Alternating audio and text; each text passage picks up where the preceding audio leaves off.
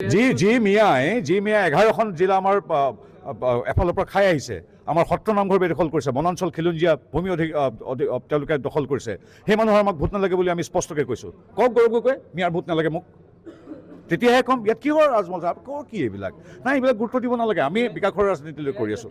গৌৰৱ গগৈ এতিয়া নিজেই তেখেতে উত্তৰ দিব নোৱাৰে, তেওঁ ঘৰৰ গোটেইখিনি মানুহক কিয় বিদেশী কৰি দিলে, কিয় এতিয়া আমি কি কয়, এতিয়া মই নামঘৰ চেক বুলিবলৈ আহিছোঁ। আমি সনাতন সংস্কৃতিত বিশ্বাস কৰা মানুহ। তেওঁক মই যদি সোধোঁ যে আপুনি কিয় আমাৰ সনাতন সংস্কৃতিটোৰ প্ৰতি বিতৃষ্ণা দেখুৱাই গোটেই মানুহখিনিক ধৰ্মান্তৰিত কৰি তুলিলে, তেনেধৰণৰ কথা ময়ো ক'ব পাৰোঁ। কিন্তু যিবিলাক কথা ন্যায়পালিকাই চাব, বিচাৰ কৰিব, মই এইটো নকওঁ। এতিয়া ৰাজনীতিৰ সময়ত আমি বিকাশৰ কথা ক'ম। আৰু গৌৰৱ গগৈহঁতেতো বেলেগ কথাই নাই, মাত্ৰ সেই 24টা মেয়াৰ চিট লৈ তেওঁলোকৰ খোৱা কামৰা। গতিকে আজমল তেওঁলোকৰ এইটো এটা আপ্ত বাক্য, এটা শব্দ যিটো অবিহনে হয়তো থাকিব নোৱাৰে। আমিতো পোনপটীয়াকৈ কৈছোঁ মিয়াৰ ভোট আমাক নালাগে। তেওঁ কওক, দম আছে নেকি ক'বলৈ? জি মিয়াই 11খন জিলা আমাৰ এফালৰ পৰা খাই আহিছে। আমাৰ সত্ৰ নামঘৰ বেদখল কৰিছে, বনাঞ্চল খিলঞ্জীয়া ভূমি তেওঁলোকে দখল কৰিছে। সেই মানুহৰ আমাক ভোট নালাগে বুলি আমি স্পষ্টকৈ কৈছোঁ। কওক গৌৰৱ গগৈ, মিয়াৰ ভোট নালাগে মোক, তেতিয়াহে ক'ম ইয়াত কিহৰ ৰাজমহল কৰ কি এইবিলাক নাই, এইবিলাক গুৰুত্ব দিব নালাগে। আমি বিকাশৰ ৰাজনীতিলৈ কৰি আছোঁ। মই অসম গণ পৰিষদৰ এতিয়া অসম গণ পৰিষদত কোনে যোগদান কৰিব, এতিয়া আপোনালোকৰ এইটো চেনেলৰ পৰা সেইটো চেনেলত কোনে যোগদান কৰিব, এইটো ব্যক্তিগত কথা। এই চেনেলটোৰ পৰা এই চেনেলটোলৈ কোন যাব, এইটো ব্যক্তিগত কথা। আমি সন্মান জনাম। সাংবাদিকসকলে যিদৰে তেওঁলোকৰ ইটো চেনেলৰ পৰা সেইটো চেনেললৈ যাব পাৰে, গতিকে এটা ৰাজনৈতিক দলৰ প্ৰতি অনীহা প্ৰকাশ কৰি বেলেগ এটালৈ যাব পাৰে, তেওঁলোকৰ কথা। সেইটো ব্যক্তিগত চিন্তা। আমি তাত আপুনি মই কি ক'ম?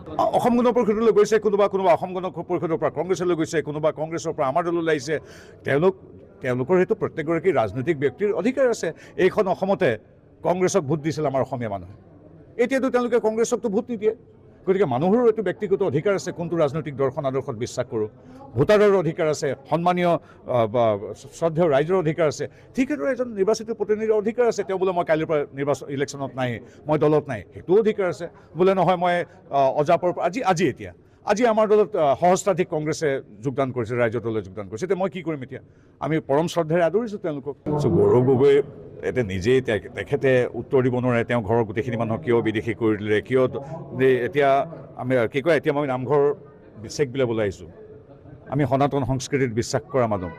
তেওঁক মই যদি সোধোঁ যে আপুনি কিয় আমাৰ সনাতন সংস্কৃতিটোৰ প্ৰতি বিতৃষ্ণা দেখুৱাই গোটেই মানুহখিনিক ধৰ্মান্তৰিত কৰি তুলিলে, তেনেধৰণৰ কথা ময়ো ক'ব পাৰোঁ।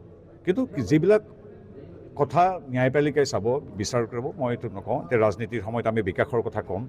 আৰু গৌৰৱ গগৈহঁতেতো বেলেগ কথাই নাই, মাত্ৰ সেই 24টা মেয়াৰ চিট লৈ তেওঁলোকৰ খোৱা কামৰা। গতিকে আজমল তেওঁলোকৰ এইটো এটা আপ্ত বাক্য, এটা শব্দ যিটো অবিহনে হয়তো থাকিব নোৱাৰে। আমিতো পোনপটীয়াকৈ কৈছোঁ মিয়াৰ ভোট আমাক নালাগে। তেওঁ কওক, দম আছে নেকি ক'বলৈ?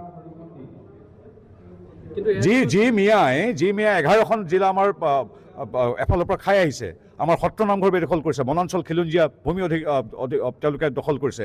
সেই মানুহৰ আমাক ভোট নালাগে বুলি আমি স্পষ্টকৈ কৈছোঁ। কওক গৌৰৱ গগৈ, মিয়াৰ ভোট নালাগে মোক, তেতিয়াহে ক'ম ইয়াত কিহৰ ৰাজমহল কৰ কি এইবিলাক নাই, এইবিলাক গুৰুত্ব দিব নালাগে। আমি বিকাশৰ ৰাজনীতিলৈ কৰি আছোঁ।